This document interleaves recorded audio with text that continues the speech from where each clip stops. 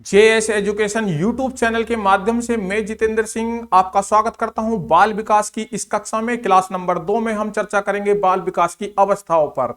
ये जो पॉइंट है आपका UP DElEd BTC first semester के मद्देनजर हम चला रहे हैं, क्योंकि अधिकतर प्रशिक्षुओं का यही रिक्वायरमेंट है जो हमारे पास इस समय अध्ययनरत हैं हमारी ऑफलाइन कक्षा में, हमारे कॉलेज से संबंधित जो भी बच्चे हैं और जो भी हमारे परिचित बच्चे हैं।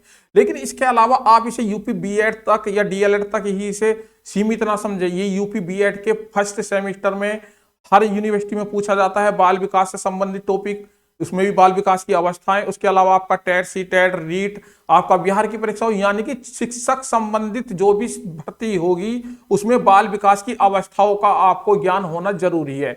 एज ए टीचर आप बाल विकास का ज्ञान रखते हैं तभी आप जो है किसी बच्चे को सही से शिक्षित कर पाएंगे, क्योंकि बाल विकास की कौन सी अवस्था कब तक चलती है, किस अवस्था की क्या विशेषता है, इन सब पर हम चर्चा करेंगे। आज की इस क्लास में विस्तृत रूप से चर्चा होगी, जहां से आपका डीएलएड, बीएड या आपका टेट, सुपर टेट या जो भी अध्यापक पात्रता परीक्षा से संबंधित प्रश्न आते हैं, यहां से कोई भी क्वेश्चन आपका बचकर नहीं जाएगा। कंसेप्ट क्लियर होना चाहिए। किसी भी क्वेश्चन पेपर को रटने से या आप प्रैक्टिस सेट लगाते हैं यूट्यूब पर, उन्हें रटने से आप कोई भी क्वेश्चन जो है आप सोल्व नहीं कर पाएंगे। आपको कंसेप्ट क्लियर है तो आपको से कोई भी क्वेश्चन पूछ लिया जाए आप उसका उत्तर दे सकते हैं, ना कि पहले प्रश्नों को रट लें और उसके बाद आप परीक्षा जाएं। परीक्षा में केवल आप कंसेप्ट क्लियर करके जाएं, क्योंकि परीक्षा में प्रश्न कम रिपीट होते हैं, कंपटीशन बढ़ता जा रहा है। तो आज शुरू करते हैं बाल विकास की अवस्थाएं। बाल विकास की अवस्थाएं जो होती हैं मुख्य रूप से 5 यहां पर हम चर्चा करेंगे। उसमें भी 3 अवस्थाओं का किशोरावस्था तक हम जो है मुख्य रूप से चर्चा करते हैं, लेकिन यहां पर हम चर्चा कर लेते हैं जन्म से पूर्व की अवस्था। पहली अवस्था जन्म से पूर्व की अवस्था जो होती है आपकी, वो होती है आपकी गर्भधान से जन्म तक, अर्थात 280 दिन या 9 महीने तक। यानी कि जब बच्चा गर्भ में ठहरता है तो उस अवधि से लेकर जब तक बच्चे का जन्म होता है, जब तक उस अवस्था को जन्म से पूर्व की अवस्था कहते हैं, और वो समय होता है आपका 280 दिन या 9 माह। इसके बाद आता है आपका शैशव अवस्था। शैशव अवस्था जो होती है आपकी 0 वर्ष से लेकर, यानी बच्चा जब पैदा हो गया 2 वर्ष तक मानी गई है। और बाल्यावस्था ये आपकी 3 वर्ष से लेकर 11 वर्ष तक मानी गई है। बाल्यावस्था को भी हम 3 भागों में तोड़ सकते हैं। पूर्व बाल्यावस्था होती है एक, जो कि आपकी 3 से 6 वर्ष तक चलती है, और उसके बाद आपकी उत्तर बाल्यावस्था होती है जो आपकी 7 वर्ष से 11 वर्ष तक चलती है। और उसके बाद आती है किशोरावस्था जो कि आपकी 11-12 वर्ष से शुरू होती है और जो आपकी 18-19-20 वर्ष तक चलती है। अब इसमें कोई एक्यूरेट क्राइटेरिया नहीं होता, अलग अलग विद्वानों का अलग अलग मत है। जैसे किशोरावस्था मान लीजिए हमने यहाँ 12 वर्ष से लिखी है, तो कुछ विद्वान इसे 10 वर्ष से मानते हैं और 17 वर्ष तक मानते हैं, कुछ विद्वान इसे 13 वर्ष से मानते हैं और 21 वर्ष तक मानते हैं। उसका हमने एक औसत आपको एवरेज बता दिया है। ये इन अवस्थाओं की अवधि होती है। और उसके बाद आती है आपकी प्रौढ़ अवस्था, जो कि आपकी किशोरावस्था समाप्त होने के बाद यानी कि 21 वर्ष से आपकी 40 वर्ष तक चलती है। तो सबसे पहले हम जो शुरुआत करेंगे वो करेंगे जन्म से पूर्व की अवस्था। जो जन्म से पूर्व की अवस्था है वो आपकी जो है गर्भधारण से लेकर बालक के जन्म तक चलती है, यानी कि 280 दिन की होती है। 280 दिन या आपकी 9 माह की ये अवस्था मानी जाती है। तो ये आपकी जन्म से पूर्व की अवस्था होती है। इसके बारे में देखिए चर्चा कर लेते हैं। विकास की यह अवस्था गर्भधारण से लेकर बालक के जन्म लेने तक की अवस्था मानी गई है। माता के रजत डिंबन तथा पिता के शुक्राणु की जैसे ही निषेचन क्रिया होती है, वैसे ही भ्रूण का विकास प्रारंभ हो जाता है। इस अवस्था में भ्रूण 9 महीने तक तेजी से गति करता है माता के गर्भ में और विकसित होता रहता है। तो ये आपकी यहाँ पर इसकी अवस्थाओं को विस्तृत रूप से समझते हैं। जो जन्म से पहली अवस्था है, सबसे पहले इसमें दौर आता है आपका डिंब अवस्था। जो डिंब अवस्था होती है तो इस अवस्था को बीजावस्था भी कहते हैं। डिंब अवस्था की अवधि गर्भधारण से लेकर 2 सप्ताह तक होती है। यहां से क्वेश्चन बन जाता है सी टेट या बिहार टेट या कोई भी टेट परीक्षा संबंधित कि डिंब अवस्था की अवधि बताइए, तो गर्भधारण से लेकर शुरू के जो 2 सप्ताह होती है वो डिंब अवस्था होती है।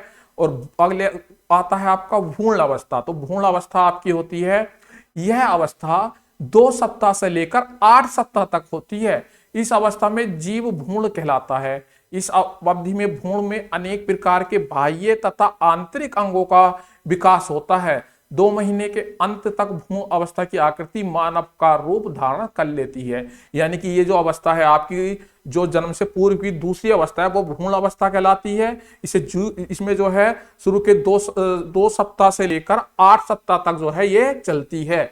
इसके बाद आती है आपकी गर्भ अवस्था, गर्भ अवस्था या शिशु अवस्था। शिशु अवस्था क्या होती है? विकास की यह अवस्था 8 सप्ताह से लेकर जन्म काल तक चलती है, यानी जब तक बच्चे का जन्म होता है। इस अवस्था के अंतर्गत भ्रूण अवस्था में जिन बाह्य व आंतरिक अंगों का विकास होता है वह निरंतर चलता रहता था। जीव की सभी ज्ञानेंद्रियों का विकास भी इसी अवस्था में शुरू हो जाता है। यानी कि जो शिशु अवस्था होती है वो 8 सप्ताह से लेकर लास्ट के जन्म काल तक चलती है। तो यहां पर क्वेश्चन आपके बन सकते हैं। इसके बाद जो है अब आता है आपका शैशव अवस्था। तो शैशव अवस्था में देखते हैं, शैशव अवस्था जो होती है आपकी 0 से 2 वर्ष के बीच की होती है। यह अवस्था बालक के जन्म से लेकर 2 वर्ष तक चलती रहती है। पहले 2 सप्ताह तक शिशु अपनी बाहरी वातावरण के साथ संपूर्ण रूप से समायोजन स्थापित कर लेता है। यानी कि समायोजन स्थापित कर लेता है अपने बाहरी रूप से, जैसे कि उसके आसपास का वातावरण है वो अपने माता पिता को देखता, अपने घर के परिचितों को देखकर जो है उनसे समायोजन स्थापित करने की कोशिश कर लेता है। शुरू के शुरू के जो शुरुआती चरण होते हैं यहाँ पर वो समायोजन करना सीख जाता है। इस अवधि के अंतर्गत विकास की गति बहुत कम होती है 2 सप्ताह के पश्चात। अब जब 2 सप्ताह के पश्चात ये अवस्था खत्म होती है तो उसके बाद शिशु के विकास की प्रक्रिया बहुत तीव्र हो जाती है। यानी शैशव काल में भी जो शुरू के 2 सप्ताह है उनमें बच्चा समायोजन करता है, उसके 2 सप्ताह के बाद उसकी प्रक्रिया तेज होने लगती है और इस अवधि में बालकों में संवेदी तथा मांसपेशीय कौशल का विकास हो जाता है। दूसरे वर्ष के अंत तक बच्चा स्वयं उठने, बैठने, खेलने, चलने जैसी क्रिया करना शुरू कर देता है। यानी कि इस अवस्था के लास्ट में आते आते बच्चे के अंदर जो मांसपेशीय कौशल है, यानी कि जो शरीर की जो एक्टिविटीज करने की प्रक्रिया है, यानी कि जो मसल्स चलाने की प्रक्रिया है, जो संवेदी पेशियां हैं उन्हें जो है वो विकसित करने की कोशिश करता है। यानी कि धीरे धीरे वो स्वयं चलना, स्वयं उठना, स्वयं बैठना जैसी प्रक्रिया शुरू कर देता है। अब आता है इसके जो मुख्य पॉइंट है और देख लेते हैं। इसमें देखिए क्वेश्चन यहां से बनते हैं, जो मुख्य पॉइंट है इस तरीके से परीक्षा में कुछ भी पूछ लिया जाता है और आपसे ये पॉइंट डाल के पूछा जाएगा कि ये जो विशेषता है किस अवस्था की है। तो इसी अवस्था में देखते हैं, शैशव अवस्था में भावी जीवन संरचना की आधारशीलता होती है। व्यक्ति की अभिवृद्धि तथा विकास में शैशव अवस्था का निर्णायक महत्व होता है। यानी कि शैशव अवस्था में यदि बालक के विकास में किसी तरीके का अवरुद्धपन आ जाता है तो उसकी अभिवृद्धि और उसके जो भी सभी पक्ष हैं विकास के वे अवरुद्ध हो जाते हैं। यहाँ यानी कि एक निर्णायक मोड़ होता है शैशव अवस्था का। जो बच्चा 0 से 2 वर्ष यानी जन्म से 2 वर्ष तक यदि किसी रोग से या किसी कारण से या वातावरण संबंधित किसी भी चीज से वो शारीरिक रूप से, मानसिक रूप से या आपके संवेगात्मक रूप से उसके पारिवारिक वातावरण सही नहीं है, उस रूप से वो अगर थोड़ा बहुत भी डिस्टर्ब हो जाता है तो उसके उसी पक्ष में जो है रुकावट आ जाती है। तो इसलिए इसे एक निर्णायक मोड़ भी कहा गया है, निर्णायक महत्व है इसका। अब इसमें और पॉइंट देखते हैं। शैशव अवस्था में शारीरिक विकास होता है, यानी कि शैशव अवस्था में शारीरिक विकास तीव्र होता है। सामाजिक विकास, नैतिक विकास और संवेगात्मक विकास, सीखने की प्रवृत्ति की क्रिया तीव्र हो जाती है, दोहराने की प्रवृत्ति होती है, व्यवहार का आधारपूर्ण प्रवृत्ति होती है, खेल प्रवृत्ति में परिवर्तन आता है, जिज्ञासा प्रवृत्ति होती है और इसके अलावा भाषा विकास में तीव्रता आ जाती है, व्यक्तिगत भिन्नताएं आती हैं शैशव अवस्था के अंतर्गत। ये इसकी मुख्य विशेषताएं हैं जो आपसे प्रश्न में पूछी जा सकती हैं। इसके बाद आता है इसका बाल्य अवस्था। बाल्य अवस्था में भी जो है 2 अवस्थाएं बताई थी हमने। सबसे पहले बाल्य अवस्था में हम देखेंगे पूर्व बाल्य अवस्था। तो पूर्व बाल्य अवस्था 3 वर्ष से 6 वर्ष तक औसत इसका माना गया है। इस अवस्था में बालक का विकास शैशव अवस्था की भांति तीव्र नहीं होता। देखिए बालक का विकास एक तो आपका शैशव अवस्था में तीव्र होता है, फिर होता है आपका किशोर अवस्था में तीव्र जाकर, लेकिन जो बाल्य अवस्था है उसमें जो है विकास की गति धीरे हो जाती है। यानी शारीरिक विकास की गति तेज होती है लेकिन और चीजों में जो है तीव्रता कम पाई जाती है, तो तीव्रता कम हो जाती है। पूर्व बाल्य अवस्था में बालक बोलने संबंधित कौशल तथा अन्य क्रियात्मक कौशल जैसे गेंद फेंकना, चलना, दौड़ना और ठोकर मारना आदि क्रियाएं सीख जाता है। खिलौने की अवस्था 3 वर्ष की आयु में बालक वयस्कों की भाषा का प्रयोग करना सीख जाता है, यानी कि इसकी एक मुख्य विशेषता ये खिलौनों की अवस्था। इस खिलौनों की अवस्था को जो है टॉय एज भी कहा जाता है। तो ये कब होती है आपकी टॉय एज या खिलौने की अवस्था? डायरेक्ट प्रश्न पूछ लिया जाता है तो ये आपकी बाल्यावस्था में आती है। उसमें भी ऑप्शन के अकॉर्डिंग चलेंगे। अगर पूर्व बाल्यावस्था दे रखा है 3 से 6 वर्ष तो वहां पर 3 से 6 वर्ष करेक्ट होगा। और इसके बाद जो आता है लगभग समायोजन करना भी सीख जाता है, यानी कि किसी भी परिस्थिति में बालक समायोजन करने लगता है। और इस अवस्था में बालक प्रश्न बहुत पूछता है, यानी कि जिज्ञासु प्रवृत्ति का होता है, उसके उत्तर देने भी वह सीख जाता है। इसके बाद जो देखते हैं हम उत्तर बाल्यावस्था, जो लास्ट में जो बाल्यावस्था होती है उसके लास्ट काल होता है 7 वर्ष से 11 वर्ष तक ये माना गया है। इस अवस्था में बालक में पूर्ण आत्मविश्वास, विभिन्न कौशल का विकास हो जाता है। इस अवस्था में बालक का समाजीकरण, इस अवस्था में एक तो पूर्ण आत्मविश्वास आ जाता है और विभिन्न कौशलों का जो है बालक विकास कर लगता है उत्तर बाल्यावस्था में, यानी बाल्यावस्था के आखिरी चरण में। और इसमें जो है बालक समाजीकरण जो है पूर्ण रूप से सीख जाता है लगभग। इस अवस्था में बालक विद्यालय जाना भी प्रारंभ कर देता है और अपने संगी साथियों के साथ रहकर जीवन की वास्तविकताओं से परिचित होने लगता है। संगी साथियों का जो यहाँ पर कॉन्सेप्ट आया है, संगी साथियों को आता है आपकी परीक्षाओं में लिखा हुआ टोली आयु, यानी कि टोली आयु कौन सी मानी गई है? 8 से 10 वर्ष, 11 वर्ष, जो भी आपकी उत्तर बाल्यावस्था के समकक्ष ऑप्शन मिले, या बाल्यावस्था मिल जाए तो डायरेक्ट बाल्यावस्था, उसके अंदर जो उत्तर बाल्यावस्था है उसके भी लास्ट के 7 वर्ष से 10 वर्ष या 11 वर्ष में जो है संगी साथियों की जो जिसे टोली आयु भी बोलते हैं, यानी कि जिसमें बालक टोली बनाकर रहता है अपने दोस्तों के साथ, तो उस अवस्था को कहते हैं। और इसमें क्या होता है? वास्तविक जीवन से परिचय करता है अपने मित्रों के साथ वो वातावरण में घूमकर। इस अवस्था के अंतर्गत बालक पढ़ना, लिखना तथा अपने साथियों के साथ प्यार व प्रतियोगिता की भावना को ग्रहण करना सीख लेता है। यहाँ पर वो वाला प्यार नहीं, यहाँ पर जो है एक वैसा प्यार होता है आपका जो बच्चों में आपस में प्यार पाया जाता है। उसमें क्या होता है? वो अपने संगी साथियों के साथ टोली बनाता है, लड़के लड़कों के साथ टोली बनाते हैं और लड़की लड़कियों के साथ टोली बनाती हैं, और वो अपने साथ मिलजुल कर जो है अपने वातावरण को पहचानते हैं, अपने पढ़ाई लिखाई को सीखती हैं और प्रतियोगी भावना को ग्रहण कर लेते हैं। इसके बाद आता है इसकी जो कुछ विशेषताएं और है, इसमें शारीरिक स्थिरता आ जाती है, यानी कि यहाँ पर शारीरिक विकास मंद हो जाता है और मानसिक स्थिरता आ जाती है इसमें, यानी कि आपकी जो मानसिकता है उसमें भी थोड़ी स्थिरता आ जाती है। मानसिक योग्यताओं में वृद्धि, सामाजिक विकास होने लगता है, यानी कि देखिए शारीरिक रूप से इसमें थोड़ी स्थिरता आ जाती है, लेकिन आपका जो मानसिक योग्यता है, आप जो सीखते हैं वो बहुत तेजी से सीखते हैं। मूल प्रवृत्तियों पर प्रबलता होती है, यानी कि जो बालक की मूल प्रवृत्तियां, हंसना, बोलना, रोना, खाना पीना, ये मूल प्रवृत्तियां होती हैं, तो इनमें प्रबलता होती है। इस उम्र में आकर बच्चा जो है बहुत तेजी से कोई भी चीज खाने में या किसी खेलने में, कूदने में, जो भी उसकी अंदर की मूल प्रवृत्तियां हैं वे जो है प्रबल हो जाती हैं, सामने आने लगती हैं। संवेगात्मक विकास होने लगता है, यानी कि वो अपने संवेगों पर, संवेग क्या होते हैं आपके, जैसे कि आपको हंसना है, रोना है, या कहां पर कौन सा जो है आपको पक्ष दिखाना है अपना, तो वे क्या होते हैं? संवेग होते हैं, उन पर कंट्रोल करना सीख जाता है। रचनात्मक शक्तियों का विकास होता है, नैतिक विकास होता है, और आपके जो है मतलब कि हर प्रकार के इसमें परिवर्तन प्रतिस्थापना की प्रबलता होती है, यानी कि आपके जो नैतिक विकास के रूप में परिवर्तन प्रतिस्पर्धा की भावना आ जाती है। नैतिक विकास क्या होता है कि क्या अच्छा है, क्या सही है, क्या गलत है, ये नैतिक विकास उसके अंदर आ जाता है। और उसी रूप में उसके अंदर परिवर्तन आता है प्रतिस्पर्धा करने के लिए, कि स्वस्थ प्रतिस्पर्धा, कंपटीशन होगा लेकिन स्वस्थ होगा, उसके अंदर कोई छल फरेब नहीं होगा। और व्यक्तित्व का व्यापक विकास होता है, यानी कि उसकी पर्सनैलिटी डेवलप होने लगती है। आप देखेंगे कि कौन बच्चा की व्यक्तित्व को देखकर आप बता देंगे कि आगे चलकर ये बच्चा इस तरीके का होगा, इस उम्र में आकर उसका व्यक्तित्व जो है आपको संकेत देने लगता है। तो ये इसकी कुछ मुख्य विशेषताएं। उसके बाद आता है आपका किशोरावस्था। अब किशोरावस्था क्या है? किशोरावस्था को 11 वर्ष से लेकर आप 19-21 वर्ष तक मान सकते हैं। इस अवस्था की शुरुआत जो होती है वयस्संधि अवस्था से आरंभ होती है। विकास की इस अवस्था में बालकों में विकास बहुत तीव्रता से होता है। देखिए आपका शैशव अवस्था में विकास तीव्रता से हो रहा था शारीरिक रूप से और बाकी पक्षों में भी, लेकिन आपका बाल्यावस्था में आकर विकास जो है थोड़ा मतलब रुक जाता है, कम गति से होने लगता है।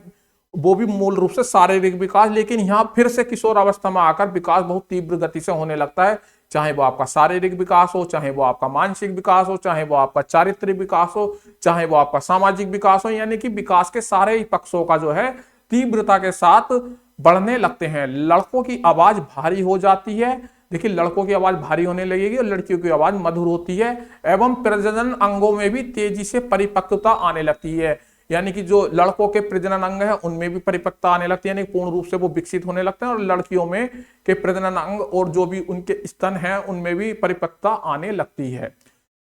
विकास की इस अवस्था में किशोर एवं किशोरियों में विपरीत लिंग के प्रति आकर्षण होता है।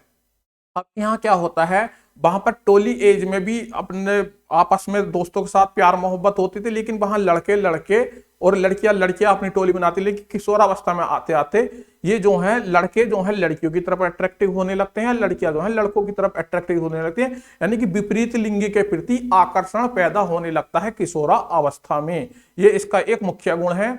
अगला गुण है इसमें, देखिए बहुत महत्वपूर्ण ये कोटेशन है, इंपॉर्टेंट लिख सकते हैं इसको, वेरी वेरी इंपॉर्टेंट। किशोर अवस्था बड़े संघर्ष, तनाव, तूफान तथा विरोध की अवस्था है। किसने कहा है, तो स्टैनली हॉल ने कहा है। ये हर कॉम्पिटिटिव एग्जाम में कहीं ना कहीं पूछी गई है और सारा किशोर अवस्था का सार यहां पर निकल कर आ जाता है। स्टैनली हॉल कहते हैं किशोर अवस्था बड़े संघर्ष, तनाव, तूफान तथा विरोध की अवस्था। इसमें क्या होता है, बच्चा बड़े संघर्ष में रहता है, बच्चा अपने आप को बड़ा समझता है लेकिन बड़े उसे छोटा समझते हैं, उसके अंदर बहुत तनाव रहता है। तनाव का मतलब वो टेंशन, यानी कि उसे क्या करना है क्या नहीं करना है, वो इस चीज से आपस में अंदर लड़ता रहता है, उसके अंदर एक तूफान होता है, और वो हमेशा जो है अपने बड़ों का विरोध करता है, यानी कि अपने माता पिता के खिलाफ चलने लगता है। खिलाफ से मतलब मेरे ये नहीं कि वो एकांत में रहना पसंद करने लगता है, वो हर चीज में इंटरफेयर नहीं चाहता, इस तरीके के विरोध करने लगता है। तो स्टैनली हॉल ने किशोर अवस्था को पूर्ण रूप से वर्णित किया है अपनी इस कोटेशन में। इसके अलावा इनमें संवेदनशीलता काफी बढ़ जाती है। अब किशोर अवस्था में क्या होता है, संवेदनशीलता काफी आ जाती है, किसी भी मुद्दे को लेकर ये काफी संवेदनशील हो जाते हैं, यानी कि जरा जरा सी बात पर ये जो है भावुक हो जाते हैं या उग्र हो जाते हैं, यानी कि किसी बात पर इन्हें क्रोध जल्दी आ सकता है या एकदम भावुक हो सकते हैं। संवेदनशीलता काफी तीव्र होती है इस अवस्था में। इस अवस्था में माता पिता का सफल व सही निर्देशन किशोरों के भावी जीवन के निर्माण की नींव का काम करता है, यानी कि इस अवस्था में यदि माता पिता सही निर्देशित ना करें, बच्चे को सही परामर्श ना दें, उसके माता पिता हों या उसके बड़े संबंधित हों या टीचर हों, तो वो गलत दिशा पर जा सकता है। तो जीवन के निर्धारण की नींव जो होती है किशोर अवस्था में तय होती है, और इसमें जो है मुख्य रूप से माता पिता उसके टीचर का योगदान होता है। किशोर अवस्था की किशोरों में पहचान पाने की इच्छा होती है। यहाँ पर जो है किशोरों में एक इच्छा उत्पन्न हो जाती है कि मेरी पहचान सबसे अलग हो, मैं जहां भी जाऊं, किसी पार्टी में हूं, किसी आप फंक्शन में हूं, किसी मेले में हूं या किसी सामाजिक स्तर पर हूं, गांव में हूं, मोहल्ले में हूं, तो मेरी जो एक पहचान अलग होनी चाहिए, मुझे अलग से लोग बाग जाने, यानी कि अपनी पहचान बनाने की इच्छा उत्पन्न हो जाती है। और किशोरों के अंदर तर्क शक्ति तथा चिंतन शक्ति का जो है विकास होने लगता है, यानी कि बच्चे जो है किशोर अवस्था में आकर किसी भी मुद्दे को लेकर तर्क संबंधित जो है विचार विमर्श करते हैं, चिंतन करते हैं, क्रिएटिव माइंड को अपने दौड़ाते हैं कि ये काम ऐसा क्यों है, ऐसा क्यों नहीं हो रहा, या इसमें ऐसा क्यों किया गया, नहीं तर्क वितर्क चिंतन की शक्ति यहाँ पर बढ़ जाती है। और उसके अलावा जो है जो मुख्य जो सार निकल जाता है, विकास की यह अवस्था किशोरों की सबसे नाजुक अवस्था है। क्या है, सबसे नाजुक अवस्था है, नाजुक अवस्था मानी गई है किशोरों की किशोरावस्था। इसके बाद आपका आती है प्रौढ़ावस्था। प्रौढ़ावस्था जो होती है आपकी 21 वर्ष से लेकर 40 वर्ष तक मानी गई है, कहीं कहीं ये 18 वर्ष से लेकर आपकी 35-34 वर्ष तक भी मानी गई है, ये अलग अलग विद्वानों का मत है। तो इसमें जो देखते हैं प्रौढ़ावस्था क्या होती है, इस अवस्था तक पहुंचते पहुंचते व्यक्ति पूर्ण रूप से परिपक्वता को प्राप्त कर लेता है। परिपक्वता को क्या मतलब, जिसके अंदर जो क्वालिटी है वो पूर्ण रूप से उसके अंदर डेवलप हो जाती है, नहीं वो परिपक्व हो जाता है इस अवस्था तक आते आते। यदि कोई अच्छा वक्ता है तो उसमें परिपक्वता आ जाती है, कोई अच्छा टीचर है तो वो उसमें परिपक्व हो जाता है, कोई अच्छा गाता है तो उसमें परिपक्व हो जाता है, या अच्छा कोई एथलीट है तो वो उसमें परिपक्व हो जाता है। यानी कि यहाँ पर हर चीज की परिपक्वता आ जाती है। आपके अंदर सामाजिकता हो, आपके अंदर नैतिकता हो, आपका चारित्रिक हो, आपका जो भी शारीरिक विकास हो, आपका जो भी मानसिक विकास हो, यहाँ पर आते आते एक तरीके से वो परिपक्वता यानी पूर्ण रूप से उस पूर्णता को प्राप्त कर लेता है 21 से 40 वर्ष के बीच।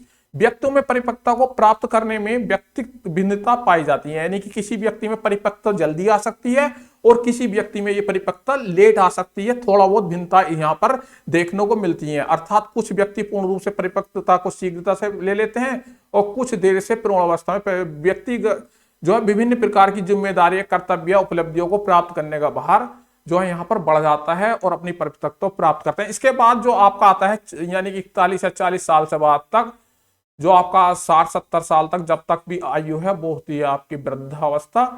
तो ये जो है मुख्य रूप से हम जो अवस्था थी हमारी वो शुरू की किशोरावस्था तक थी, यानी कि आपकी जो है शैशव अवस्था, बाल्यावस्था, आपकी जो है किशोरावस्था। तो इन अवस्थाओं को मुख्य रूप से यहाँ पर क्वेश्चन पूछे जाते हैं और यहीं से क्वेश्चन बनते हैं। तो आज के इस टॉपिक से मैं समझता हूं कि आपको ये बाल विकास की अवस्थाएं ये सम्मान आपके समझ में आ गई होंगी। यहां से कोई भी आपका क्वेश्चन, चाहे वो 1 नंबर का हो, चाहे बीएड में वो लॉन्ग क्वेश्चन के रूप में हो, चाहे आपके बीटीसी में वो संक्षिप्त बाल विकास की अवस्थाओं पर वर्णन हो, या कोई इंडिविजुअल विकास बाल विकास की अवस्था आ जाती है आपके सामने, तो आप उस पर बेहतरीन तरीके से अपना जवाब दे सकते हैं। और आपको ये कंसेप्ट क्लियर हो गया हो तो आप मुझे कमेंट बॉक्स में बताइएगा। यदि आप इन कक्षाओं में और कुछ सुधार चाहते हैं या अपना कोई सुझाव देना चाहते हैं तो हमें कमेंट कर सकते हैं। हमारा मोटिवेशन बढ़ाने के लिए आप इस क्लास को शेयर कीजिए, लाइक कीजिए और सब्सक्राइब कीजिए और अधिक से अधिक ग्रुप में आप हमारी इस वीडियो को पहुंचाने का कष्ट कीजिए। आज के लिए इतना ही। धन्यवाद। नमस्कार।